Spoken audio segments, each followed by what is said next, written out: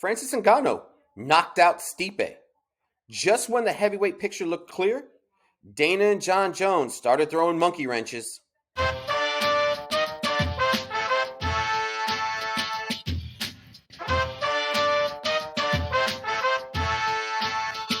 Welcome back, bow throwers. This is Throwing Bows. Let's roll. I'm Jose. I'm here with Maria. Hey, everybody. And I'm here with John. What's up, everybody? All right. So let's take care of some business. Please like our work below. We work really hard on it. And as you can tell, we're actually able to record during the day today. So we're trying to change it up for you guys. We like doing that. So please like our work. I was going to say, please like us if you just like us recording during the day. We'll take any like we can get. And also subscribe to our channel while you were there. It's the little ringing bell. It should be, you know what to do. That Please thing like your daddy used to smash your mama before things got tight. There you go. Might still be smashing your mama. However that works out I'm in still your part of the my world. wife. I got 6 kids, so we need checks, y'all. All right, so let's get right into it. Let's start with round 1. All right, so the UFC 260 main event, we got the finishing touches put on a quarter of heavyweight sorting. And so Ngannou won the strap with a vicious KO of Stipe. Not a TKO. No one needed to step in. And as a matter of fact, Stipe ended up doing the stanky leg at the end of that. May he rest in peace. And, hopefully his road to recovery is a good one. So let's start right into it. John, would you have had Stipe do anything different? And would that have changed the outcome of that fight? Probably not. No, I don't think it would have changed anything. Stipe probably had a good game plan going in, but after Francis defended that takedown, he looked defeated. Like he went into that takedown probably thinking, yeah, I got this because of the first fight. He was like, I won't get my brains beat in for 3, however many rounds it was before he went for a takedown. He's like, I'm going to go for this right away. And once Francis defended it, he looked defeated. Like, he looked like, damn, now what do I do? Because that takedown was going to, or takedowns in general against Francis, were going to be able to get him to what he wanted to do against him. Yeah. You see what I mean? No, I think I agree with you. I read something online where someone was like, well, even if he couldn't do the takedown, he could have tried to dirty box him. And I'm like, I think he was giving up way too much weight.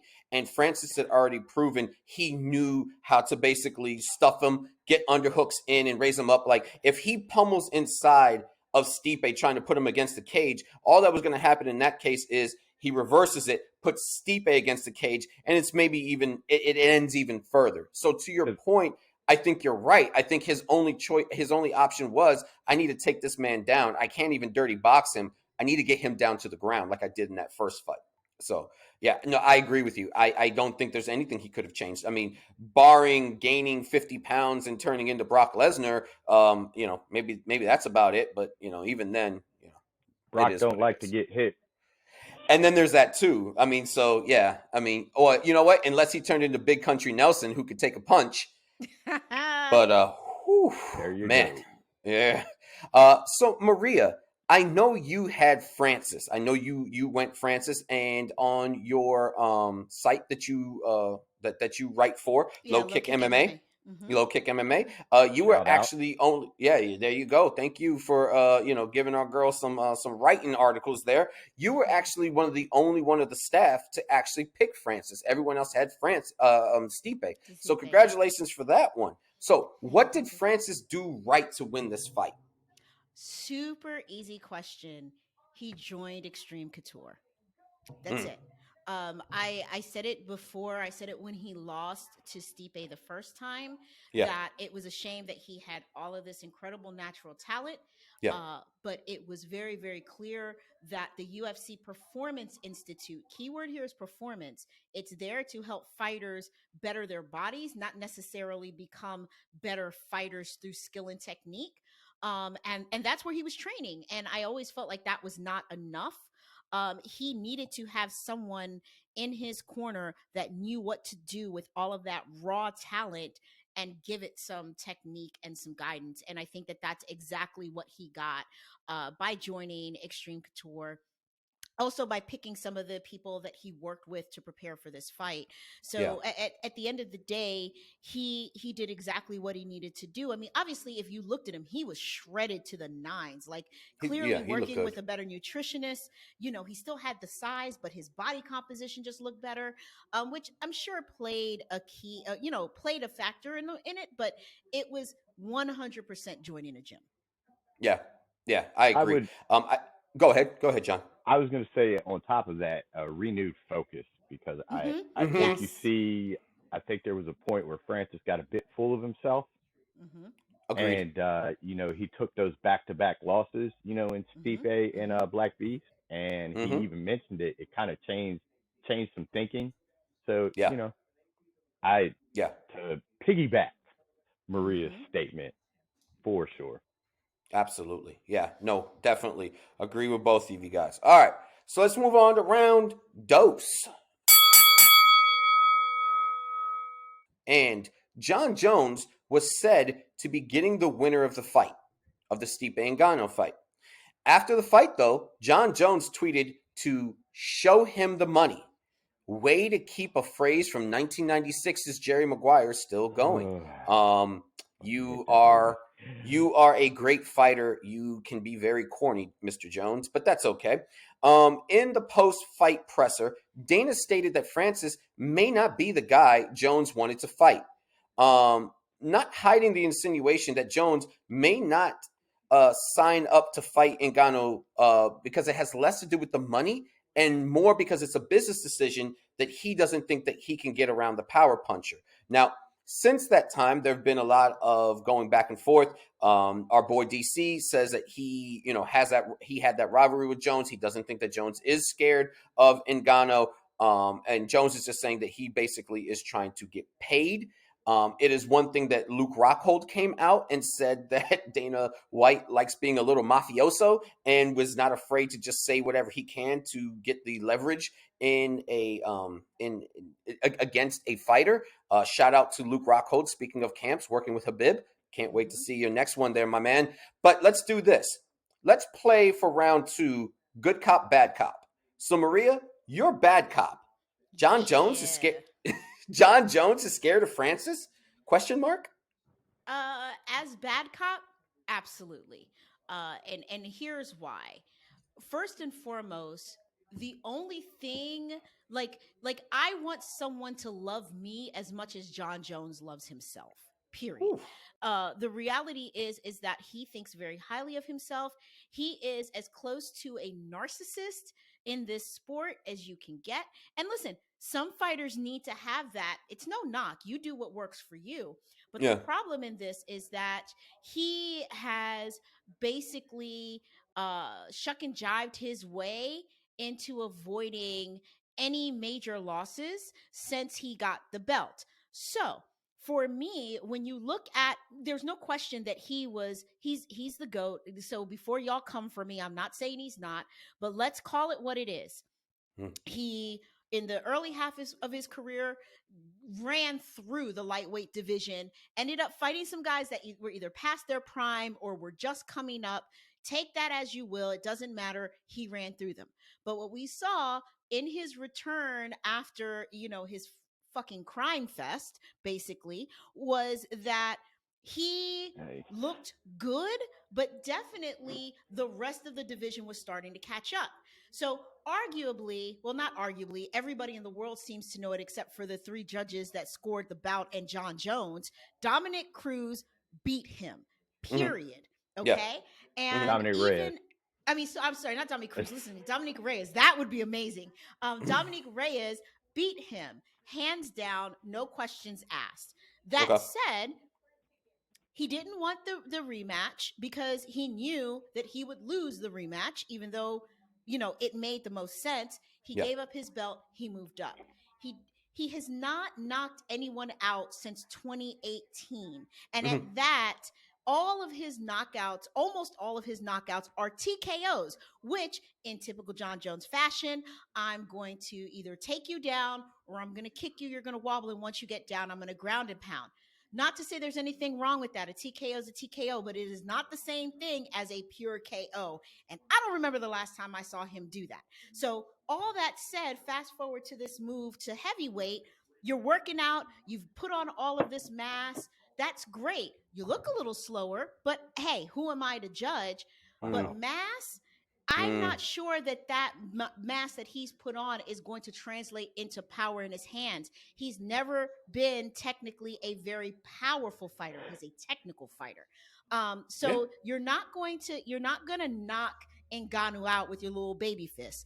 No. Secondly, you can put on all that mass, but is that going to do anything for your chin? At lightweight, we saw how much he did not like getting punched in the face. And when he came up against good strikers, he tends to do what Stipe tried to do that didn't work for him, which is take them down to avoid getting hit. So unless your chin has automatically gotten stronger, you can't really take a whole lot of damage from Ngannou and not get knocked out. You know it. We know it. That's not what you want. You were hoping that Stipe would win because of all of the heavyweights. The one you standed the best chance against was the one that was smallest in size, which was Stipe.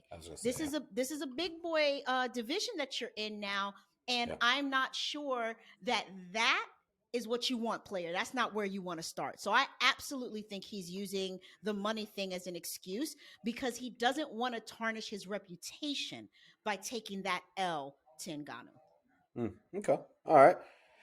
So, John, you get to be the good cop in this scenario. I know it's rare. Rare. Jones is securing the bag for a heavyweight title bout. That's all he's doing. Question mark? Definitely.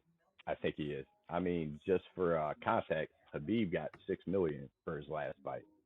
Okay. John is probably like most of the top tier fighters in the UFC right now. He's probably at a flat rate.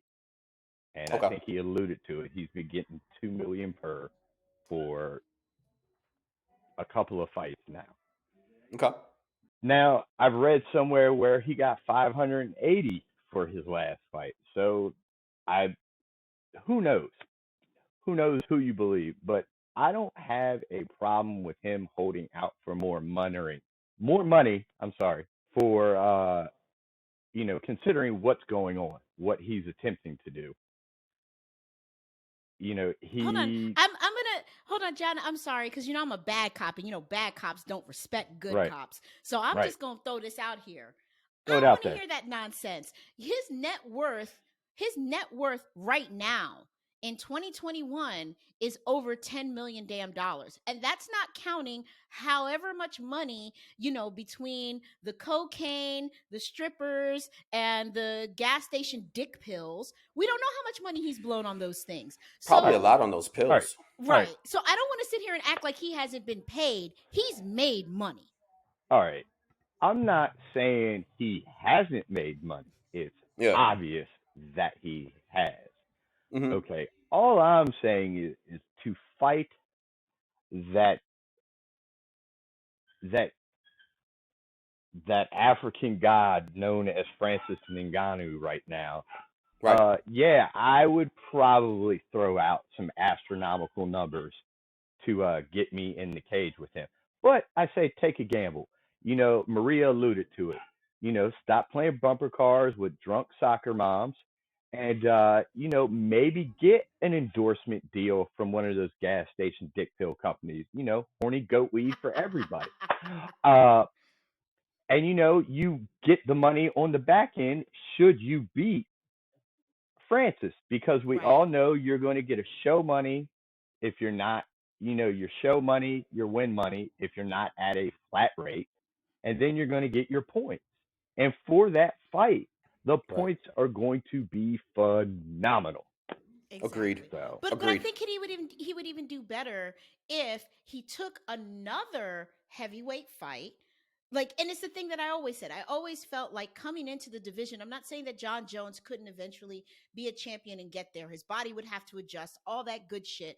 But I don't think that starting with Ngannou is a smart move for him. I do think Well, he's ducking him, but he needs to fight somebody. It's just not Ngannou. well, I agree with you. I think there should be a fight, but the problem is that we don't want to see that. Jon Jones is at a There you go. stature where it's There you the go. Yeah. heavyweight champ or nobody. Uh, Agreed. Black Beast has already said, "Whoo, 8 million, I'll do that." Yep. You alluded to the technique in another show. Luke Rockhold talked about it. Dana likes to pay mafioso. Whoever's going Mm-hmm. to take the lowest bid, that's who Yep. they're going with. Mm-hmm. Mm-hmm. Mm-hmm. So we might And see Black Beast and Francis too. Because at yeah, this point, it doesn't even matter. There's so many killers in the heavyweight division. It took him a couple years to build it back up, but I feel like we're there. Dana's got a spoil of riches in that division. It doesn't even matter who he puts up against him. Yeah, but I think where you get the most number and the most money is Jon Jones. You, I agreed. mean, Yeah. Agreed. even if Francis sends him into the shadow realm, which we all think he might do, Mm-hmm. uh, He's already got your money. So Yep. yeah, I want to Yep. wrap Y'all up are right. here because we still have another round to get to. It is the reason why Cyborg comes out and says it is a shame that Dustin Poirier would rather fight McGregor than to fight for a belt. Like, what world are we living in? We're living in the world where if I'm Dustin Poirier, I would answer Cyborg like this. I didn't even know if I wanted to fight this year. I'm actually starting to lose the love of it. I don't know how much longer I got. And if you're telling me that a third fight with McGregor secures my bag, I don't want to fight Chandler. I don't want to fight Oliveira. Nobody that doesn't put asses in seats. McGregor puts asses in seats. And so the issue is that I hear you. I love the Black Beast. You'll probably get some points on the Black Beast, but the Black Beast as opposed to Jon Jones, shoot. Even casuals know Jon Jones's name. Casuals may or may not know Derrick Lewis, but casuals know Jon Jones. Mm-hmm. You get John Bones Jones for a heavyweight title against Francis Ngannou, Oh, it's going to be crazy. those Mm-hmm. points are going out the box. And so I Yep. hear you. Yes, there's other people that can step in, and so he needs to make sure he doesn't outplay his hand. But to that point, he's looking at this the same way Poirier's making at this. I may not have a lot left. I want to make some money, and that's what I'm here for. I don't have enough time, and you're going to pay me if I get knocked out embarrassingly. You're going to pay me for that. So, yes, Yeah. Just yeah. really quickly, I just had a headline come past. Apparently, Jones is serious about the UFC releasing him because he's gone on even after that deleted tweet where he was like, I just prefer for you to release me. And now he's literally doing an interview and explaining why he'd rather be released. So he better be careful because, to your point, Jose, he's going to overplay his hand and he's going to be Henry Cejudo. Yep. Now, listen, I mean, I listened to Scott Coker talk to MMA Junkie last night. I mean, he was professional about it. He's like, look, he's still signed with the UFC, but obviously, if something changes, we're willing to talk to him. Go try that Bellator money. You go ahead. But I'm Mm-hmm. not going to lie to you. I don't know if Bellator heavyweights move the dial. You're going to have what? Ryan Bader, maybe Vera, and those are going to move the dial? Maybe? Their bread and butter is their lightweight division. So unless he's going to drop back down to lightweight, or excuse me, it's their lightweight division. So unless he's going to drop a whole lot of weight to go down to lightweight, I mean, I don't see. they like their uh, light heavyweights. They like their light heavyweights. That's what I Bellator would tell I you to think But he do there's doesn't want best. to go back down. So yeah. I I don't think he's going anywhere. I don't think he's going anywhere. I think like Maria said, he needs to be careful because the one thing that the UFC has control over is your career right now. mm-hmm. You're signed to a deal. They don't have to release We've you. offered you the fight. Bam. Do you Don't want it? take it. Do you Yeah, want it? yeah. So Listen, that's the way the mafia gets down. It's the way the mafia gets down, my friends. Well, you know how it is. So All let's right. move into Terror Dome. Let's go round 3. 2 men enter, 1 man leaves. Dana mentioned that he would be fine making a Black Beast Ngannou 2 for the title.